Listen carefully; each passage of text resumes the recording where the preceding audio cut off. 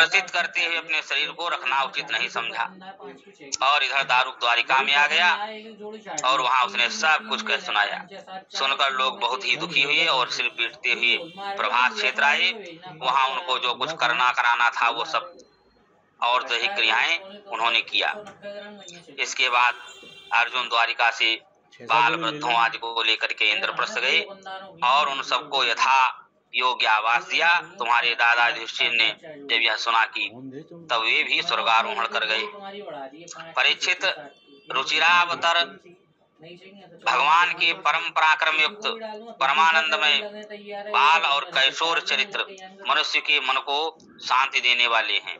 जो इनका श्रवण करता है उसको परमहंस गति अर्थात भगवान में परम भक्ति की प्राप्ति होती है। अब यहाँ ध्यान देने योग्य है कि श्री सुखदेव जी महाराज ने भगवान के निर्वाण का वर्णन करते हुए अंत में क्या कहा। इत्याम हरेर भगवतो रुचिरावताराय वीरितार वीर्याणि बालचरितानि च शान्तमानि अन्यत्र चीह च श्रुतानि गृह्णन् मनुष्यो भक्ति पराम परमहंस गतौ लभेत। कहने का मतलब यह है कि अरे मन चल, कहाँ चले महाराज, वहाँ चल जहाँ नंद के आनंद भये।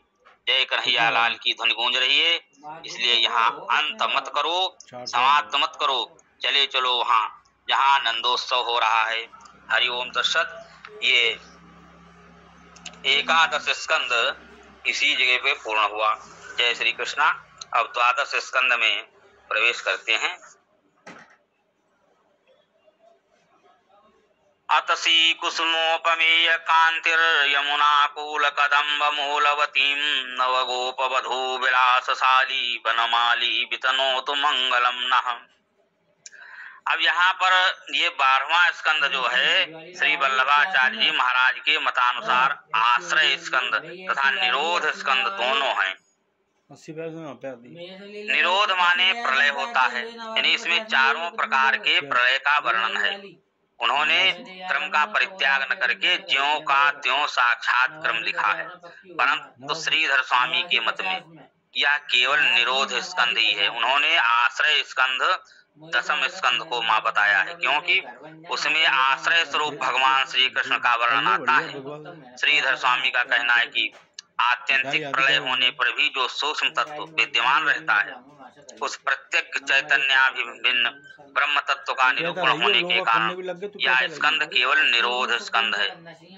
परंतु यदि विचार करके देखें तो इसमें कुछ विशेष मतभेद की बात नहीं, क्योंकि इसमें एक ऐसे निरोध का वर्णन है जो आत्यंतिक प्रलय रूप निरोध है और अन्यत्र देखने में नहीं आता।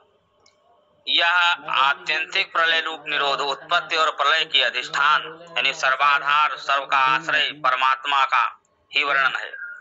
इसलिए इसमें आप राजाश्रय, कालाश्रय, साधनाश्रय, मुक्त्याश्रय, वेदाश्रय आदि का वर्णन देखेंगे। इस प्रकार प्रत्येक अध्याय में किसी न किसी रूप में आश्रय स्वरूप परमात्मा का वर्णन है। अब राजा परीक्षित के यह पूछने पर कि यदुवंश विभूषण श्री कृष्ण के स्वधाम गमन के अनंतर किसका वंश चला, श्री सुखदेव जी महाराज ने बताया कि बृहद्रथ वंश में जो होने वाला राजा है उनमें रिपुंजय पर्यंत का वर्णन 9वें स्कंध में किया जा चुका है और रिपुंजय ही पुरंजय है। इसके बाद श्री सुखदेव जी महाराज ने राजाओं की एक लंबी सी सूची दे दी और बताया कि इतने वर्षों में इतने और इतने वर्षों में इतने राजा होते हैं, यानी वे सब आपस में मारकाट करते हैं और बहुत छोटे मन के होते हैं। इसके बाद श्री सुखदेव जी महाराज ने वर्णन किया कि आगे चल करके 10 गुरुंड और 11 मौन राजा होंगे, लेकिन ये राजा लोग थोड़े दिनों तक रहेंगे और थोड़ी थोड़ी धरती का भोग करेंगे। यानी एक समय में बहुत से राजा होंगे और इनकी मनोवृत्ति बहुत छोटी रहेगी। तुल्य कालाय में राजन म्लेच्छ प्रायश्च भूभृता। अब यहाँ एक बात ध्यान देने योग्य और है कि भागवत की पुस्तक बहुत पुरानी है। जो लोग इसको नहीं मानते हैं वे भी 1000 वर्ष की तो मानते ही हैं। क्योंकि 800-900 वर्ष पहले की पुरानी हस्तलिखित पुस्तक उपलब्ध है। इसमें यह श्लोक आया है, सिंधोस्तटम चंद्रभागाम कौंतीम काश्मीर मंडलम भोक्षन्ति शूद्राव्रात्याद्याम म्लेच्छासात् ब्रह्म वर्चसः। इसका मतलब है कि सिंधु के तटवर्ती भाग यानी चंद्रभागा, कौंतीपुरी तथा काश्मीर मंडल पर म्लेच्छादि शासन करेंगे जो बड़े पापी होंगे। कथापि खलु पापानाम अलम श्रेयसे यतः। फिर भी जो पाठ का पुण्य लेना चाहते हैं उनको तो सारे ग्रंथ का पाठ करना ही चाहिए, परंतु जब राजा बिगड़ जाता है तब प्रजा भी उसी के समान शील और आचार वाली हो जाती है। ये हमारे शास्त्र का सिद्धांत है कि राजा ही काल का कारण होता है। कालो वा कारणम राज्ञः राजा वा काल कारणम इति ते संशयो भाव मा भूतं राजा कालस्य कारणम। यानी परिस्थितियों से मनुष्य नहीं बनता, मनुष्य परिस्थिति को बनाता है। जब राजा लोग पापी हो जाते हैं तब प्रजा में भी पाप की वृत्ति आ जाती है और वे आपस में लड़कर के नष्ट भ्रष्ट हो जाते हैं। श्री सुखदेव जी महाराज आगे वर्णन करते हैं कि परीक्षित जब धर्म दिनों दिन क्षीण होने लगता है तब उसके पास ज्यादा पैसा होता है, तब तनख्वाह दे करके ऐसे पढ़े लिखे लोगों को उनके अपने पास रख छोड़ते हैं जिनसे वे शास्त्र का मनमाना अर्थ करवा लेते हैं। और उनके पास 20 आदमी केवल शास्त्र का अर्थ बदलने के लिए ही रहते और पैसा लेते हैं। देखो मुंडिया लिपि में लिखते हैं 60 और उसको सेठ भी पढ़ सकते हैं और वह 60 तो है ही, लेकिन चाटुकार लोगों ने कहा कि श्रेष्ठ से सेठ बना है, 60 से नहीं बना। चाटुकार प्रसादेन सठा श्रेष्ठत्व मागता। यानी ये चाटुकार लोग पैसे को ही सब कुछ मानते हैं। वित्तमेव कलो नृणाम जन्माचार गुणोदय। चाहे जैसी व्याख्या कर लो इसकी, क्यों कलयुग में यही न्याय है कि जिसके पास लाठी है उसी के पास भैंस है। यानी जहां मिल जाए मन मिल जाए वहां ब्याह हो जाता है, उसमें धर्म कर्म की तो बात ही इसी प्रकार क्या है, इसी प्रकार जो है इंद्रिय और विषय ये अपने से पृथक हो परमात्मा है, उससे पृथक नहीं। अवस्थाएं तो बुद्धि की होती हैं, ये केवल माया मात्र हैं। माया मात्र मिदम राजन नानात्म प्रत्यगात्मन। इसलिए श्री सुखदेव जी महाराज कहते हैं कि राजन प्रत्यगात्मा में जो नानत्व है यह माया मात्र है। जैसे आकाश में कभी बादल रहते हैं और कभी नहीं रहते, यानी जितने अवयवी हैं वे सब अवयव होते हैं, परंतु ये सबके सब बिना अर्थ के ही भासते हैं। बिना अर्थे न प्रतीयेरन घटस्य पटस्य स्वांग तंतवः। यानी असत में जो व्यक्ति और जाति दिखाई पड़ती है वह सबका सब भ्रम है।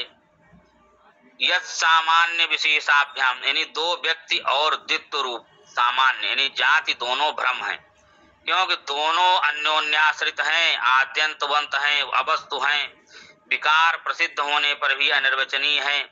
यदि कुछ है तो वह परमात्मा से बिल्कुल जुदा नहीं।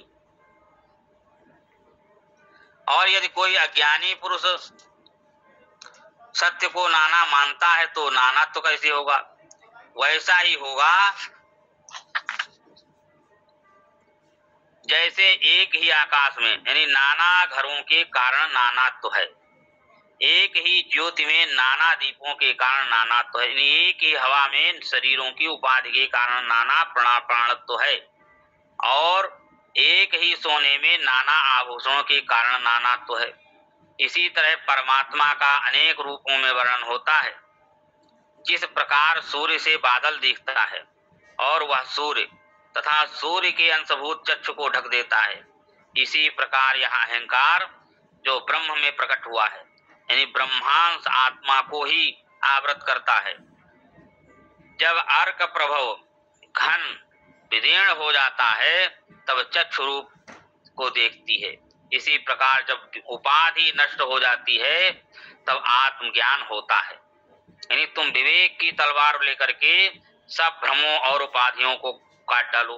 परीक्षित, कई लोग वर्णन करते हैं कि जो क्षण क्षण में वस्तुओं की उत्पत्ति और उनका विनाश होता रहता है वही प्रलय है।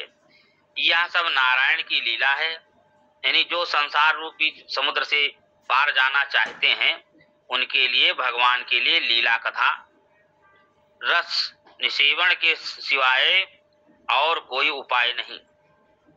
इस भागवत महापुराण को पहले नारायण ने ब्रह्मा को और ब्रह्मा ने नारद को और नारद ने कृष्ण द्वैपायन को बताया, वही मैंने तुमको सुनाया है। अब आगे सूत जी सौनकादि को सुनाएंगे। यानी श्री सुखदेव जी महाराज कहते हैं कि परीक्षित, जब पृथ्वी देखती है कि लोग मुझे जीतने के लिए युद्ध करते हैं तब उसको हंसी आती है। ये पानी के बुलबुले जैसे लोग शरीर को कितना महत्व देते हैं, सोचते हैं कि हम समुद्रावरणा यानी पृथ्वी को जीत लेंगे, लेकिन बड़े बड़े मन और मनुपुत्र भी इसमें नहीं रहे। अंत में यह मेरी धरती है ऐसी ममता करके मर गए। प्रथु पुरुरवा गाधि नहुष भरत अर्जुन मानधाता सगर राम खट्वांग धुंधुहा रघु तृणबिंदु याति सदयाति संतनु गए भगीरथ कुवलार सुखकुश नैषध नृग हिरण्यकश्यप वृत्तासुर रावण नमुच शंबर भीम आदि सब कहते थे कि हम सर्वज्ञ हैं, वीर हैं और हमने सबको जीत लिया है, लेकिन काल ने उनको कथावशेष कर दिया। यानी कथावशेषा कालीन, यानी अब उनकी कहानी पंडित लोग सुनाते हैं। एडवांस होना दिया तेरे को, वो कैसे पता चली? अच्छा इस चीज की उससे काम मेरा हो रहा है, तेरे को ऐसे कैसे पता?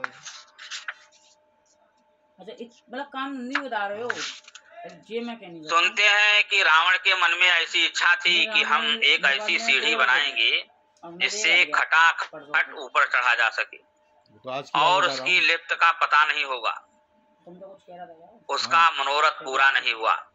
कथायमास्ते कथिता महीयसाम विताय लोकेषु यशाः परेयुषाम विज्ञान वैराग्य विवक्षयाम विभो वचोभिर्भूतिर्न तु पारमार्थ्यम। श्री सुखदेव जी महाराज कहते हैं कि परीक्षित, मैंने जो बड़े बड़े लोगों की कथा तुम्हें सुनाई है वे सब अपना अपना यश दुनिया में फैला करके मर गए।